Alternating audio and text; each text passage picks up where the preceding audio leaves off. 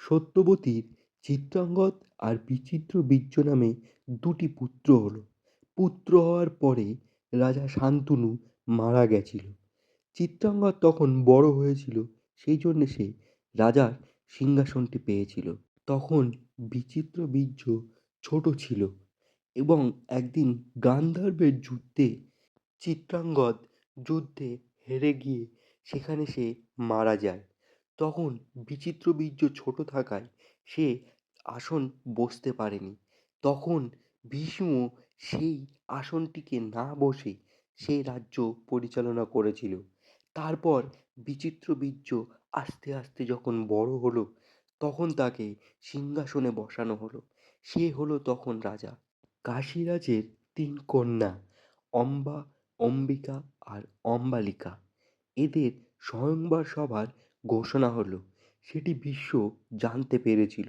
ভীষ্ম সেই তিন কন্যাকে জোর করে সেই স্বয়ংবর সভা থেকে তুলে এনেছিল।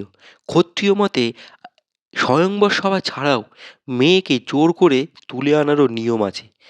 কিন্তু এই তিন কন্যার মধ্যে অম্বা শাল্য রাজাকে ভালোবাসতো, সেই জন্যে সেখান থেকে সে চলে গেছিল। আর অম্বিকা আর অম্বালিকার সাথে বিচিত্রবীর্যর বিবাহ দিয়েছিল ভীষ্ম। বিচিত্রবীর্যের বিবাহের পরে উত্তরাধিকার ছাড়াই বিচিত্রবীর্য মারা যায়। এরপরে কুরু বংশের কোনো উত্তরাধিকার না থাকার জন্যে সত্যবতী ঋষি ব্যাসকে নিয়োগ পদ্ধতি ব্যবহার করে তার পুত্র বধূ অম্বিকা ও অম্বালিকাকে গর্ভধারণ করতে বলেছিল। কিন্তু অম্বিকার কাছে যখন ব্যাসদেব এসেছিল, অম্বিকা ব্যাসের তেজ সহ্য না করতে পেরে চোখ দুটি বন্ধ করে নেয়। ফলে তার যে সন্তানটি জন্মায় সে অন্ধ হিসাবে জন্মগ্রহণ করে।